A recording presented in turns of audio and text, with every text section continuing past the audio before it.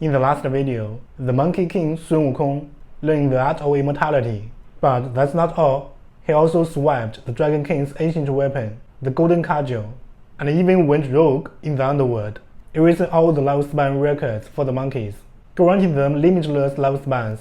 These actions seriously broke the heavenly rules, since neither the Dragon King nor the Lord of the Dead could handle him. They had no choice but to report him to the Jade Emperor, the ruler of all three realms. Next up, I'll keep sharing how the Monkey King rose to even greater power. After hearing about this, the Jade Emperor initially wanted to send celestial troops to capture Sun Wukong.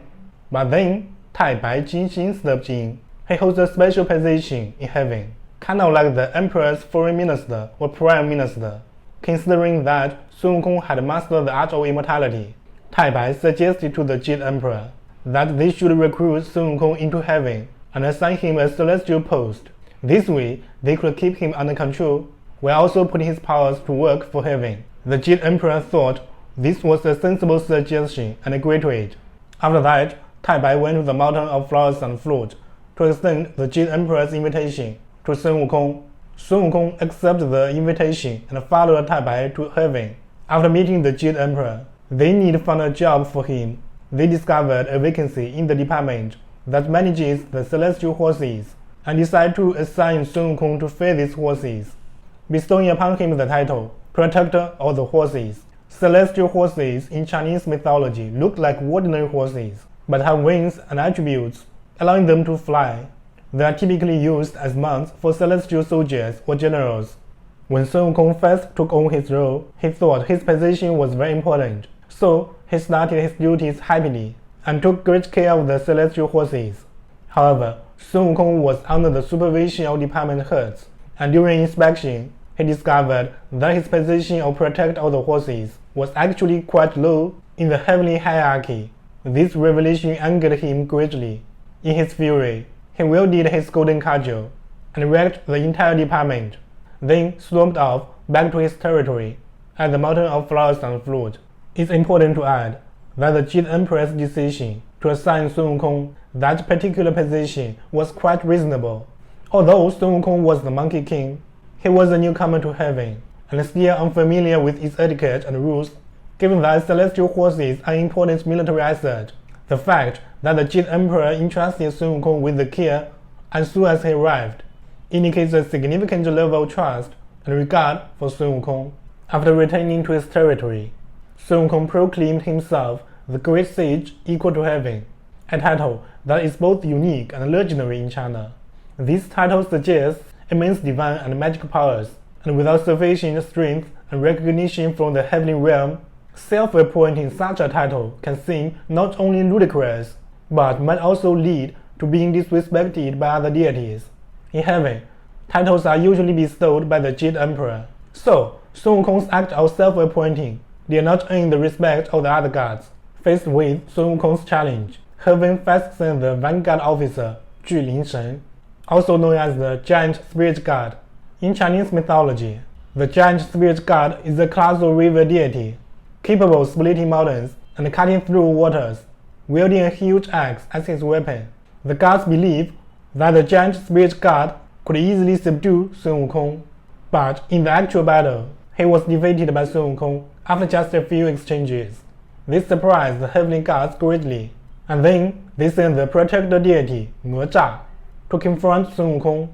Nezha is a very famous figure in Chinese mythology, beloved by many, with numerous films about him frequently remade. Nezha, also a contemporary of the god Shen, is immensely powerful. I'll be dedicating a separate video to share his story in more detail. Sun Wukong and Nezha fought for a long time without a clear victor, until finally, Sun Wukong used a strategy to injure Nezha's foot, ending the confrontation. After the battles, the gods of the heaven recognized Sun Wukong's strength and were preparing to send even more deities to fight him.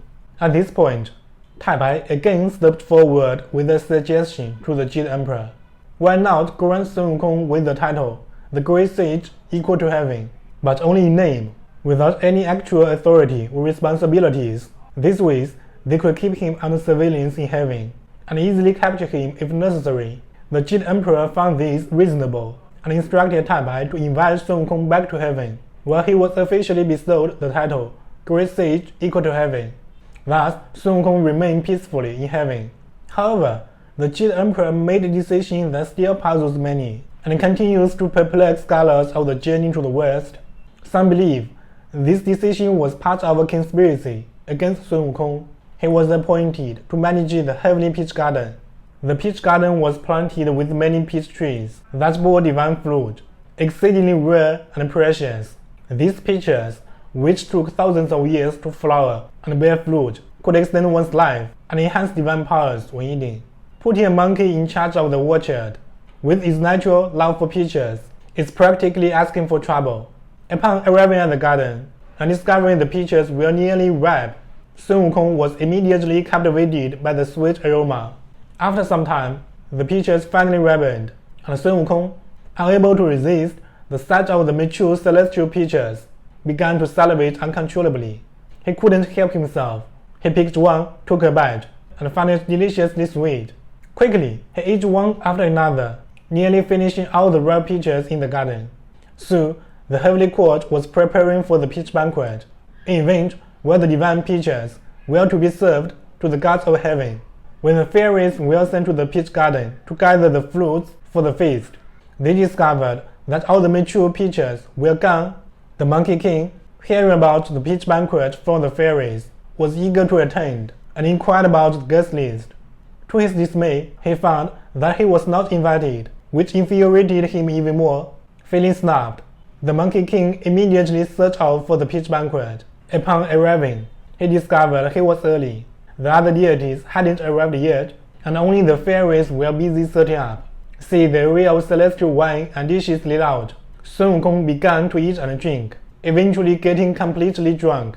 Intending to head home, he staggered off but took a wrong turn and ended up in the alchemy room of the supreme elder Laozi. In Chinese mythology, Laozi is the founder of Taoism, an extremely ancient and supremely powerful deity. His prestige and capabilities are evident, as even the war god Shen is among his disciples. Laozi is skilled in alchemy, akin to being an alchemist, whose elixirs can cure diseases, grant mortals centuries of life, and enhance divine powers. These elixirs are usually bestowed as rewards to the gods of heaven. With the gods away attending Peach Banquet, Sun Wukong stumbled into the on-guard alchemy room. Attracted by the various precious elixirs, he consumed them all. After waking up and realizing the magnitude of the trouble he had caused, Sun Wukong hurriedly fled back to his territory, the mountain of flowers and fruit. Already proficient in the art of immortality, Sun Wukong had further enhanced his divine powers by consuming a vast amount of celestial peaches, divine wine, and elixirs during his time in heaven. These heavenly substances not only amplified his divine powers, but also compensated for the lack of time in his cultivation, accelerating his growth. This experience was one of the key reasons why Sun Wukong became exceptionally powerful. Sun Wukong, like the protagonist of his era, rapidly advanced his magical powers and techniques to the highest levels within just a few centuries, even managing to hold his own in several encounters with the formidable god Shen. Sun Wukong's rapid rise to power, that it has spread various conspiracy theories, which I might share in the future. In the next video, I'll share the story of how Sun Wukong was captured and brought back to heaven.